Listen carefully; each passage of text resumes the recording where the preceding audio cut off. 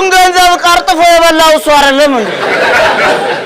የምርጫው ቀን እንደ ዛሬው ጉሮሮን ጠርጎ መድረክ ላይ ወጣና ክቡራት የድራችን አባላት ለዚህ ሰፈርና ለዚህ ድር አስፈላጊው ሰው ማን ነው? ሀ እኔ፣ ለ ሀ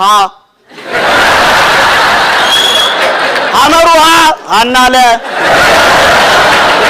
መ ሁሉም።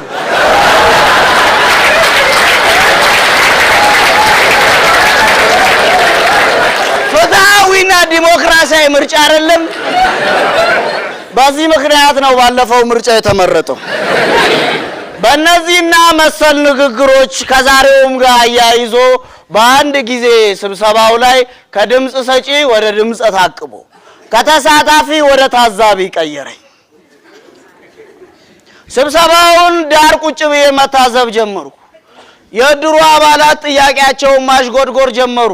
ጎበዝ እስከ ዛሬ ድረስ ጠይቆ አቁም ነበር እንዴ ያስብላል። ጨነቀው ጥያቄው ሲበዛበት። ቆይ ጥሩ ሐሳቦች ነው የተነሱት ብሎ ከመድረክ ላይ አወራ።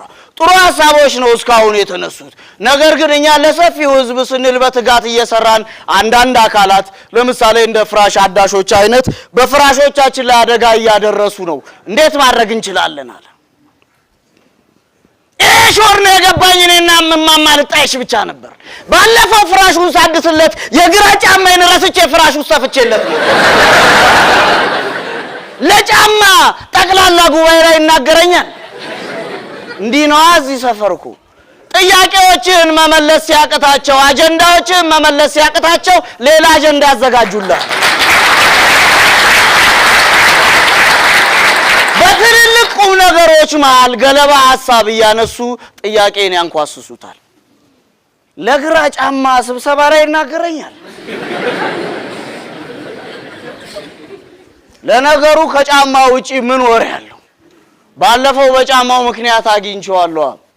አንድ ህንጻ አስገነባና የሰፈሩ ሰዎች ለዚህ ሰውዬ ምስጋና ያስፈልገዋል ብለው ሙሉ ልብስ ከነጫማው ሽልማት አዘጋጁለት። ለማ ለድራችን ዳኛ ሻምበል ማን ያዘዋል። ሙሉ ልብሱን ሲለብሰው ኮቱም ሱሪውም ሰፍቶት ጫማው ልክክ አለ።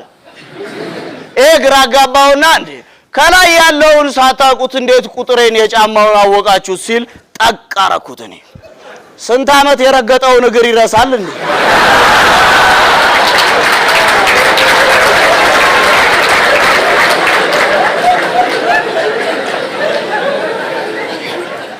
ስለ ፍራሽ አዳሽ ሲያወራ እማማ ልጣይሽ ብድግ ብለው መከታ ሆኑ። ይሄ ባለሙያ ፍራሽ ውስጥ ጫማውን የረሳው የፍራሹ ባለቤት በቀላሉ ራስጌና እግርጌ እንዲለይ ቢሆንስ? አድባሬ መሸሸጊያ እኮ ናቸው።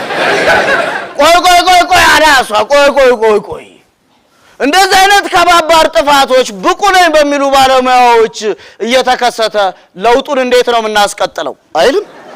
ይሄኔ ብድግ አልኳ ከታዛቢነት ወደ ተሳታፊነት። ክቡር ዳኛ ሻምበል ለውጡ የሚቀጥለው በግርጌ በኩል ሳይሆን በራስጌ በኩል